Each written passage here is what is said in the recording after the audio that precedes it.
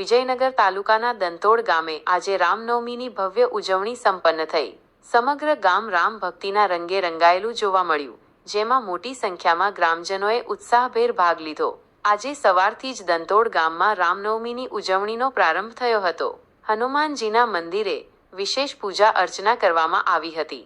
ત્યારબાદ રામનવમીની ભવ્ય શોભાયાત્રાનું આયોજન કરવામાં આવ્યું હતું, જે ગામના મુખ્ય માર્ગો પર ફરી હતી. શોભાયાત્રામાં મહિલા મંડળની બહેનોએ ડીજેના તાલે પરંપરાગત ગરબાની રમઝટ બોલાવી હતી, જેનાથી વાતાવરણમાં અનેરો ઉલ્લાસ છવાયો હતો.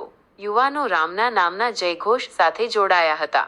ઉજવણીના ભાગરૂપે ગામમાં વિવિધ ધાર્મિક કાર્યક્રમોનું પણ આયોજન કરવામાં આવ્યું હતું અને ભોજન પ્રસાદનું વિતરણ કરવામાં આવ્યું હતું.